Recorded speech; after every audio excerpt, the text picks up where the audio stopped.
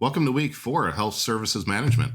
I'm your professor, Professor Roberts, and let's go ahead and dive right into it. But first, so I got a picture here of Cooper's Rock. We have to remember what it's like in the summer because right now it's kind of ugly outside, isn't it? Cold, wet, miserable. Yeah, we got to start thinking about summer. Maybe if we all think about it, we can get summer to come a little faster. But, so BADM 614, Health Services Management, week 4. It's amazing. We're already halfway through. So we're cresting the hill. We're going downhill now. So like the other videos, I'm going to talk about chapters 5 and 6, which is cost and quality, which you guys were supposed to read during week 3. So I'll do a brief overview of those, but I'm going to talk a little bit more about the portfolio part 1, because that is actually the project for the course. Your first papers were excellent. The queuing theory, I really enjoyed those, and you guys should all have the grades. You guys all did excellent on those. I'm expecting great things when it comes to PERT, which was your second paper, which I'm going to read this week. And, we're just keeping that ball rolling. So let's go ahead and move on to our chapter 5 here, cost. Everything has a cost, but in the project world, we can really put cost into 3 categories. We have direct cost, variable cost, and indirect cost. So this is the actual money that we're spending. It's either directly related to the project. It's a variable cost, meaning the more activities we do, the more cost. Or, it could be electricity, it could be water, it could be any number of things like a utility that, as we use it costs more. So that's variable.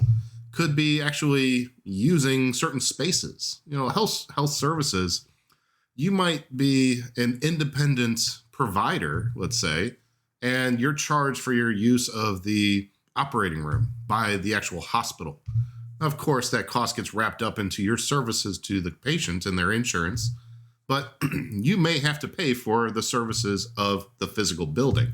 So the more surgeries you do or more procedures you do, the more those costs are going to increase. If you don't use them, your variable cost will go down. But, it happens. We can figure that out. It's relatively easy to figure that out once we're into a project, but it's hard to say what our costs will be during or before the project, I should say. Then we have indirect costs. So when we're looking at this is the costs that go into help let's say the administrative side. Let's say you hired somebody as an independent provider, and you have your own practice out in town or whatever. You might be paying somebody to do your insurance billing, but they're not directly involved in patient care. Patient care would be a direct cost. The syringes for a vaccine or the materials to do a strep test or something like that is a direct cost of providing patient care. Variable costs would be those actual supplies. You use more supplies, the more tests you give or the more vaccines you give. Indirect is the administrative side most of the time. Or other costs like buying toilet paper for your bathroom. Those don't have anything to do with patient care, but it's great to have a bathroom for your staff. That way they don't have to leave the office. So if you buy lunch for your staff, let's say that would be an indirect cost. But these little things can get wrapped into a project too. Let's say you have milestones in your project. You can celebrate by buying everybody pizza on a Friday. That could be part of your costs that you factor into your project, some celebration costs. I highly recommend it to do that because everybody likes that little bit of motivation or that, hey, we're doing a good job, we got rewarded for it. And pizza is relatively cheap in the long run. You don't have to give everybody $1,000 bonus when $5 worth of pizza, let's say Little Caesars, what is it, $5.55 now for a pizza? I mean, you could feed 3 people off of a single pizza from Little Caesars. I mean, you can choose Papa John's, any of the other pizza places. But factor that in. Even if it's not a very large amount, it's something. You can figure out where you're going to spend that money, and it could go to other things. Maybe give out Starbucks gift cards for like $10. So all these other things. Sunk costs. These are costs that you would lose. Let's say you've spent the money on something. Well, you can't get that money back most of the time when it's considered a sunk cost. let's say you're looking to build, like last week I was talking about a helicopter landing pad. You paid for a surveyor to come out and do a survey of that ground, because you need to make a plot, let's say, for the FAA or the city or the county government or whatever. Some regulatory agency wants it surveyed. Well, that cost is sunk. Once you've paid for that service, you can't get your money back. I mean, the surveyor's not going to give you a refund. Same thing with, say, with engineers. Their service is a service. It's intangible. You can't just go back to the store and return it. So that money's gone. And the same thing when you cancel a project, that money is gone. You might be able to claw some of that money back by returning goods and materials.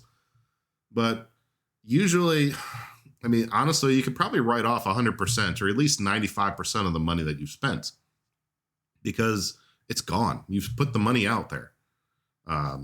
Like I said, there is a couple things you might be able to return and get some money back, but chances are it might be more expensive for you to do it. Like it costs more labor hours and labor dollars to do that than just to say, all right, we're going to throw it in the trash or we're going to give it over to this other project. It might be easier just to do that instead of having somebody take the time to go through the process of returning things and of that nature. It adds up. Labor adds up really fast. Capital cost. So this is the cost of money, or it can be actual equipment, capital equipment.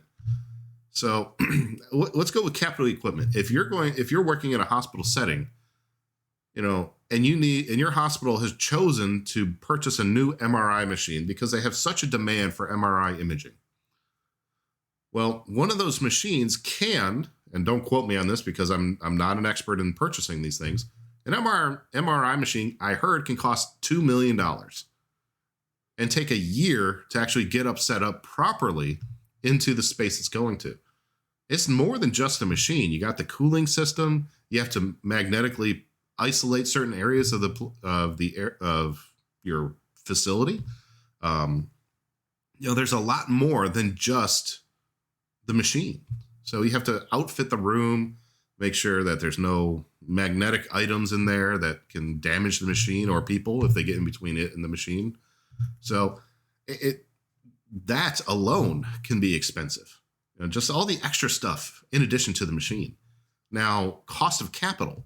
So your hospital system or doctor's office or whatever might have to get a loan. Now, depending on if you're a public hospital or not, you might be able to issue bonds or just go to the bank and say, hey, I need a loan, depending on your facility, how big they are, how long they've been in business, all this other stuff. Well, the interest rate is that cost of the capital. Or if you're selling bonds, you're usually paying some provider to sell the bond for you. There's all sorts of different ways for that cost to add up. Now, at your level, this is not really a concern because this is more the finance folks of the company or the organization you're with. They're the ones that are figuring this out. And they just say, okay, you wanted $1 million. We have $1 million for you. But they won't tell you, hey, this cost us 3% in interest a year or 10% in interest a year. That's usually not your concern as a project manager. Although if you're given $1 million, that doesn't mean you need to spend all that $1 million or more. You try to stay on budget or under budget. So be careful when it comes to capital costs because cost of capital, the money side, can get expensive. And the equipment, that can get really expensive, especially in a healthcare settings because you guys have so many more certifications and qualifications for that equipment. Does it have to get inspected? Does it have to have a static electricity rating on it? Does it have to, be hypoallergenic and all these other things that are involved? Sterile. Do you need to sterilize it or does it come sterilized in a package and it's a one-time use? Or is it something you can sterilize and reuse? All these kind of things. But what really we're looking at is this estimation. I mentioned last week about the 6-point estimation. We can use the same tool here for estimation. We can have our optimistic estimation. We can have our pessimistic estimation and then the most likely one. So we can do 1 times the optimistic, 1 times the pessimistic, and 4 times the most likely, and we'll get an estimated dollar amount. It puts 2/3 of that bias on the most likely, but it generally comes out to a good number if you don't know what that cost is because you've never done it before. And most projects have never been done before. So we can go down to these tools here. I always screw up how this word is said. Analogous. We're actually using something similar. Like if you're going to go out and buy an ambulance, an ambulance itself, the box on wheels, probably $30,000 to $50,000, depending on how fancy you want it to be. But it's the equipment inside that can bring that thing up to $100,000. The full package. Now, of course, you're probably not going to buy everything from that ambulance provider. You're going to stock it with your own equipment, but you have to buy, let's say a Zoll monitor. You have to buy all the combi tubes, the nasal airways, all this other stuff that you need in an ambulance. Backboards, mask trousers. Well, actually, I don't know if they do those anymore. But, there's all these different tools that go in an ambulance. And you also have to know, is it going to be a basic life support ambulance or an advanced life support ambulance? Or is it a critical care ambulance or transport? Same thing with a helicopter. A helicopter can do a lot, but you have to remember that the helicopter is probably flying at least 500 feet in the air, which is the minimum height for off the ground height for aircraft to fly. But, is that elevation going to impact treatment of that patient in an air ambulance? In Denver, it might, because Denver's already, 5,000, 6,000 feet in the air? An extra 500 feet could really be detrimental to a patient. And what about the flight of that helicopter? Now, down, here in Morgantown, West Virginia, probably not such a big deal, but all these different things. So we can compare cost based on other things that we know the cost of. So that's what analogous means. Then we have parametric. Parametric is more based on formulas. So we're using some fancy formula to come up with the actual cost.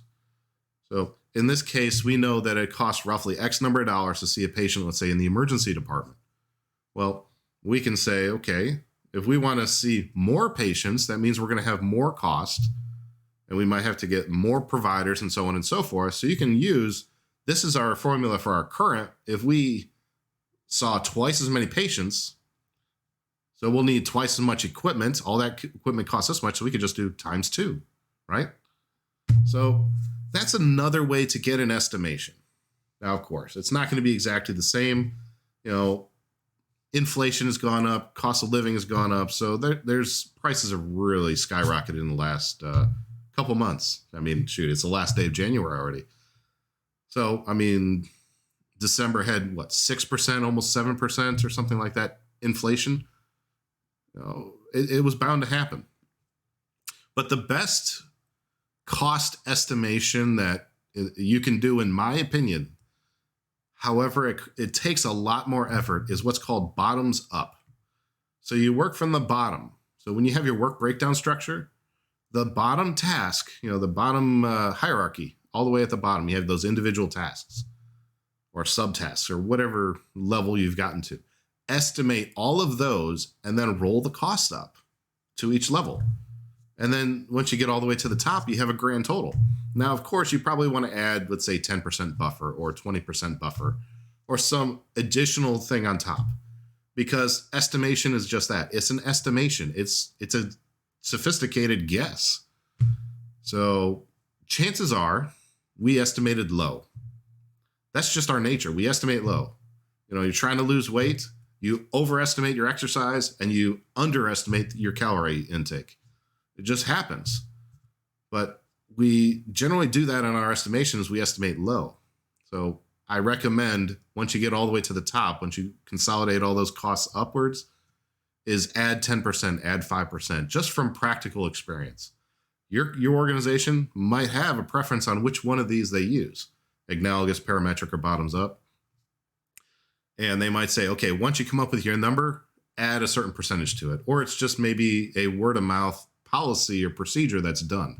So ask other people who've done projects. Say, ask them how they've done it and see what their results were, because every organization is different. So essentially, that's chapter 5 in a nutshell. So we talk about cost, and I hope you guys can develop a good understanding of it from that. If you guys have questions, shoot me an email. Chapter 6, we're talking about quality. So quality.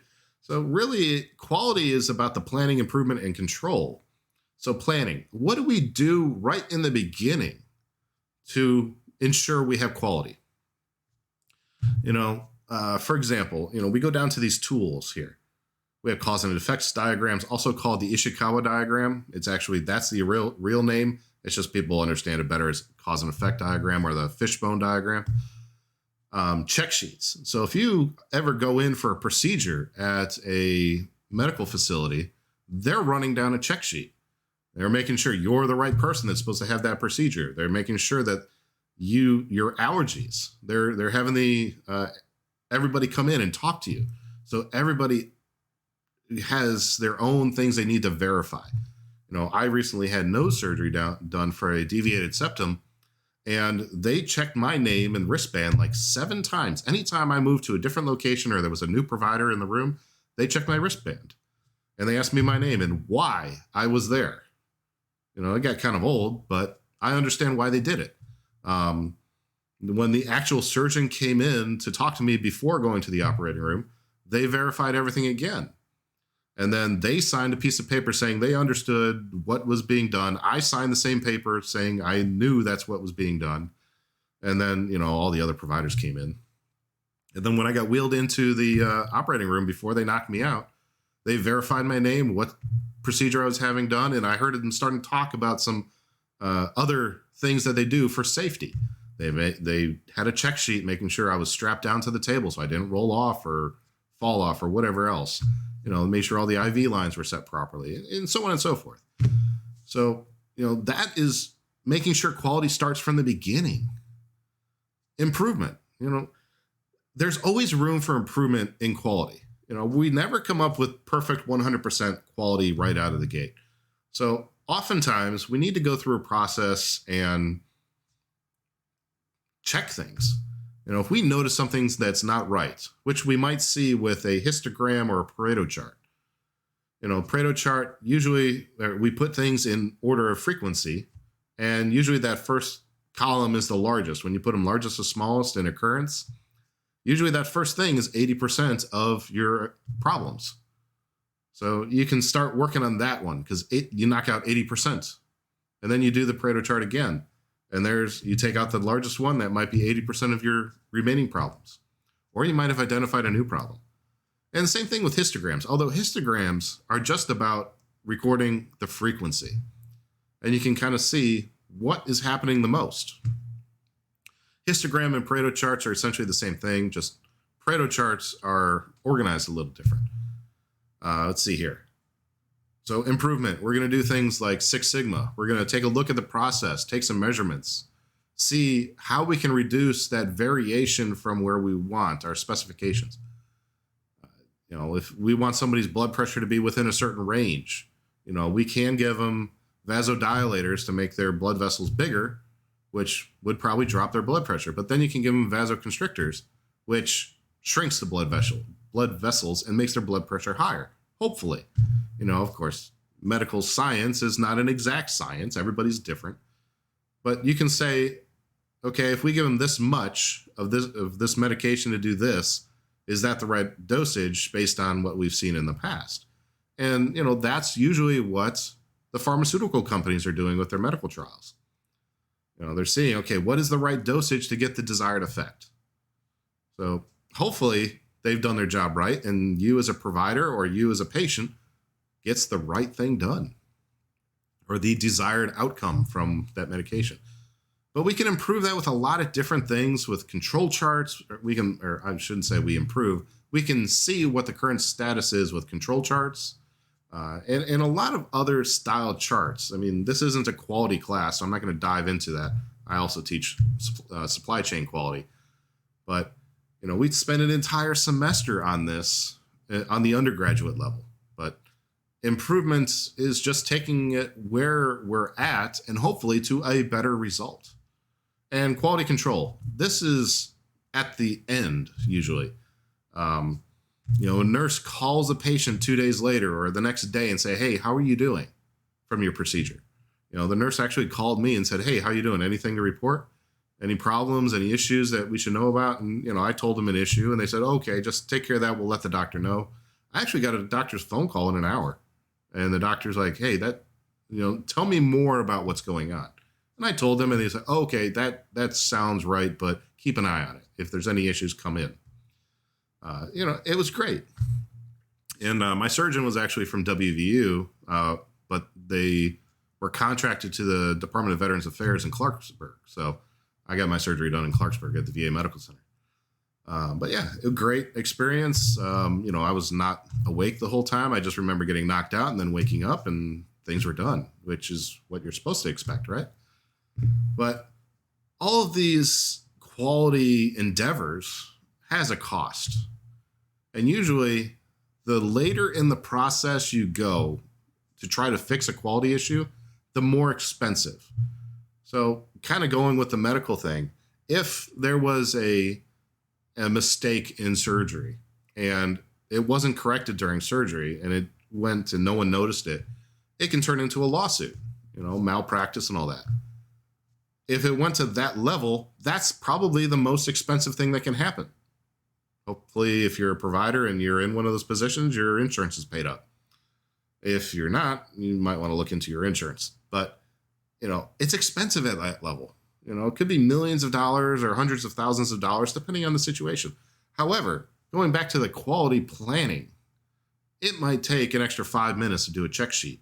And that check sheet could save you millions or thousands of dollars because you tried to establish quality right from the beginning. But improvement in the middle, it can be cheap, it can be expensive, but it's right in the middle. So hopefully that kind of gives you a good idea of quality. The cause and effects diagram, usually there's like 6 categories in the Ishikawa diagram where it's like, let's say people, training for people, the day shift for people. You can break down the reasons based on the effect. You can look at the causes where people working the night shift and they were tired. Maybe the coffee machine was broken and they couldn't get their coffee, or they drank too much coffee. So maybe you need to take the coffee machine away. I don't know. I'm just making up reasons right now. But, you can look at materials, equipment. There's several other categories to go through. Check sheets, excuse me. Check sheets, simple as making sure everything's there, making sure you know what you're doing, why you're there. Pilots go through a check sheet every time they fly. Make sure everything on that aircraft is correct. Same thing for those the flight stewardesses or flight attendants. They check to make sure the emergency exits are closed properly and that they've attached the inflatable slide. Making sure all those overhead compartments are closed properly so they don't pop open and someone's luggage falls out and hits you. And they do a lot more too. They check your seat belts, make sure everybody's safe. Looking for loose things like somebody holding their purse on the lap where it should go underneath the seat in front of them, so on and so forth. But all of that helps prevent a quality issue later. So, Pareto charts and histograms, essentially the same thing, although Pareto chart is just organized differently. It goes from largest to smallest. Histogram, it's just in whatever order you want it to be. So that they're both about frequency of the event happening or whatever you're measuring happening.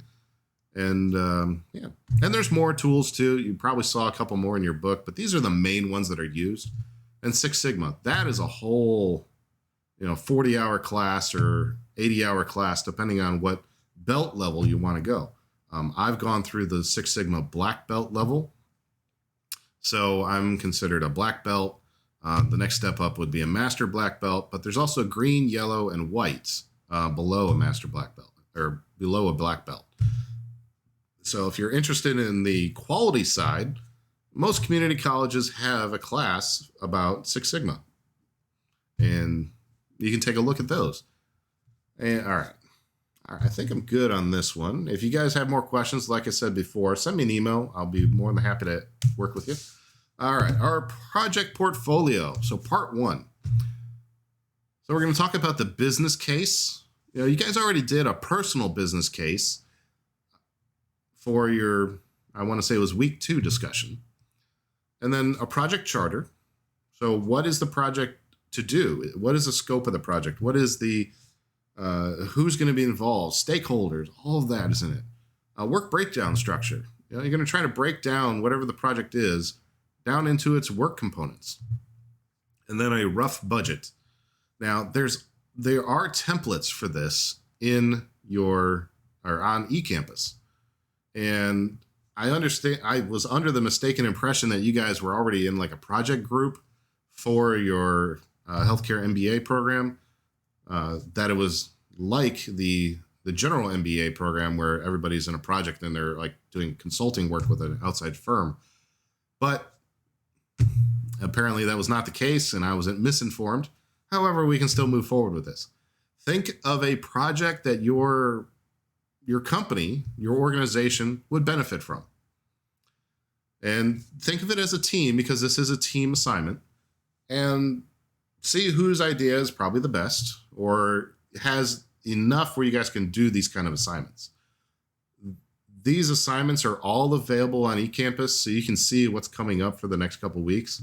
And, you can see what ideas might fit better or what might not. And there's really no boundary for these projects. I think about it as a healthcare clinic or a hospital or a medical center. What project in there would be beneficial? It can be an IT overhaul. It can be, engineering, facilities maintenance. It can be anything. It could be, how do you make the emergency department treat more patients in a shorter amount of time? Could be something like that, because everybody complains about how long the wait times are for emergency rooms, right? But there are templates. I'm not expecting you to reinvent the wheel. Take a look at the templates that are out there. If there's a section that doesn't apply to your idea, just delete it. If there's a section you feel that should be added, go for it. I am not looking for a specific length, and I'm not expecting perfection either. So go ahead and do that. Like I've said for the papers, I'm looking to make sure you guys understand the concepts. And if you're slightly off or whatnot, I'll let you guys know. But I want you guys to put all these together and submit them as one file to eCampus. If you submit them as multiple files, it's probably it's going to only allow you to submit, like, let's say 3 times, and then it will prevent you from submitting again. So if you convert them to a PDF and put all the PDFs together into one file and then upload the PDF, that'd be great. It'd be actually the easiest way to do it. But when you do that, take a look at your PDF and see how the PDF converted. Sometimes Excel really messes it up when it makes it into a PDF. So just review your submission before you do. And if there's anything that needs to be modified, go ahead and take care of that. This one here, it is really a great way to understand projects, because you're doing specific parts of a project. We're not covering all of a project because there's just not enough time. And this isn't a project management class per se, but you guys will be exposed to projects the more into management you get. So before I go, I'm going to definitely show you, let me close that. So if you're in eCampus, if you go to your team portfolio, all the template files are the second link once you go in there. So all of these. So you got your business case, example 1, 2, work breakdown structure, the charter, requirements, change management, and so on. So make sure you modify the files to how you see fits. There's no one size fits all. And when you guys are done, submit it to the, should be, nope. I'm going to have to double check to see where I have the assignment turn-ins. If they're not here, I'm definitely going to fix that. Good thing I double checked this. Okay. Well, yeah, so we kind of covered everything that needs to be done. If you guys have questions, shoot an email to me. I'm more than available to help you guys through Zoom should you need it, or Teams, or, a phone call. We can make this work. And I look forward to seeing what you guys wrote for PERT, since now the deadline is passed. Now I can actually grade them. And yeah, if it's anything like the first one, I'm going to be amazed by what you guys did. So if you guys have any questions, shoot me an email, and you guys have a great week and stay warm.